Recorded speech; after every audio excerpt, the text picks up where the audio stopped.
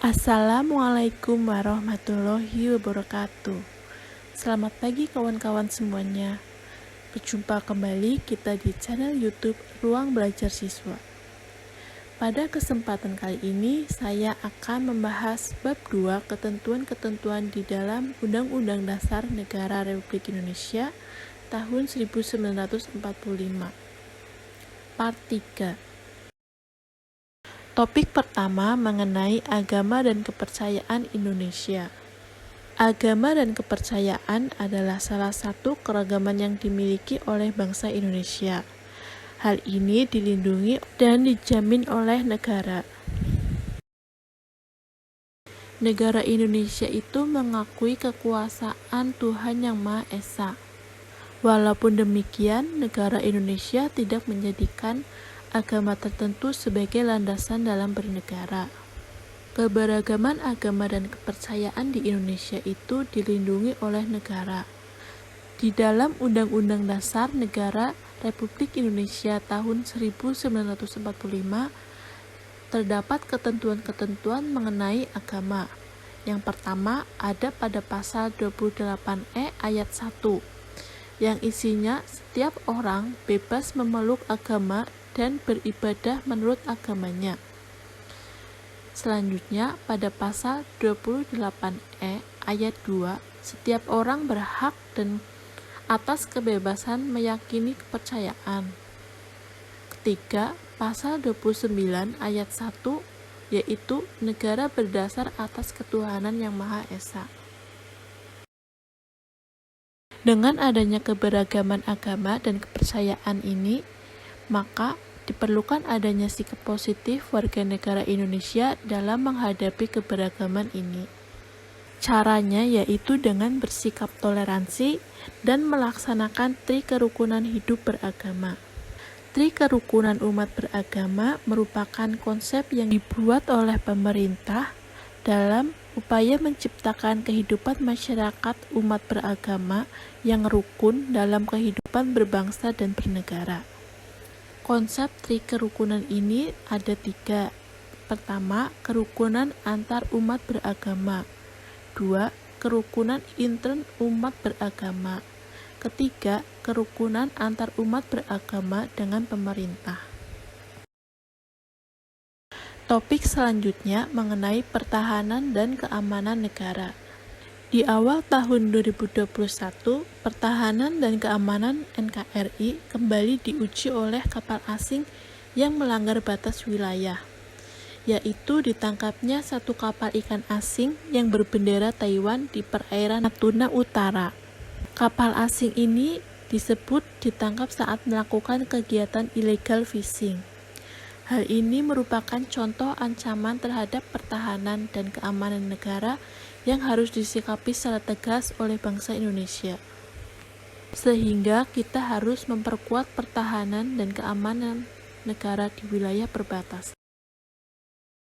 Ketentuan tentang pertahanan dan keamanan negara ini sudah dijelaskan di dalam pasal 30 Bab 12 Undang-Undang Dasar Negara Republik Indonesia tahun 1945.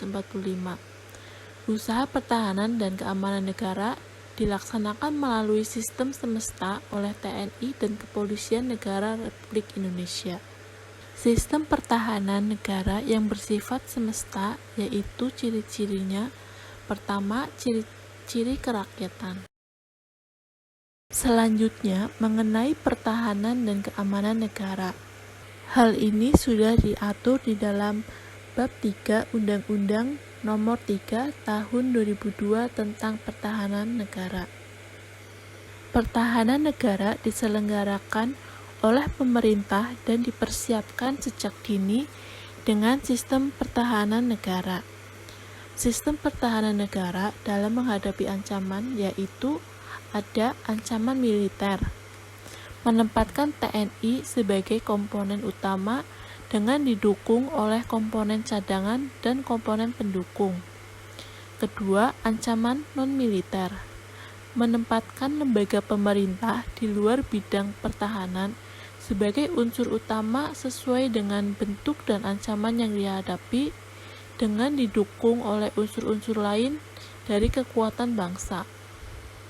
Arti dari komponen cadangan di sini yaitu komponen cadangan terdiri atas warga negara, sumber daya alam, sumber daya buatan, serta sarana dan prasarana nasional yang telah disiapkan untuk dikerahkan melalui mobilisasi guna memperbesar dan memperkuat komponen utama.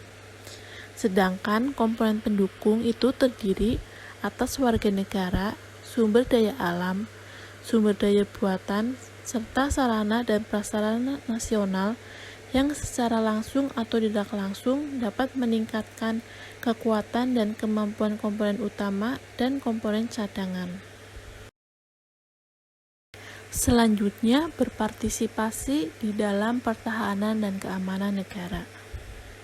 Bangsa Indonesia itu berhak dan wajib membela serta mempertahankan kemerdekaan dan kedaulatan negaranya, keutuhan wilayah dan keselamatan segenap bangsa dari segala macam ancaman. Di dalam pasal 9 ayat 2 Undang-Undang Nomor 3 Tahun 2002 menyatakan bahwa keikutsertaan warga negara di dalam upaya bela negara dapat diselenggarakan melalui berbagai bentuk, seperti yang pertama, pendidikan kewarganegaraan. Pendidikan kewarganegaraan ini dapat membantu warga negara dalam memahami dan melaksanakan hak dan kewajibannya untuk menjadi warga negara Indonesia yang cerdas, terampil, dan berkarakter seperti yang diamanatkan di dalam Pancasila dan Undang-Undang Dasar Negara Republik Indonesia tahun 1945. Kedua, pelatihan dasar kemiliteran merupakan usaha yang dilakukan untuk membantu TNI dan Polri dalam menjaga keamanan dan ketertiban negara. Ketiga, pengabdian sebagai prajurit Tentara Nasional Indonesia. Keempat, pengabdian sesuai dengan profesi. Demikian materi yang dapat saya sampaikan pada video kali ini. Untuk materi-materi selanjutnya, kalian bisa tunggu di video-video yang lain. Jangan lupa untuk like, comment, and subscribe. Terima kasih.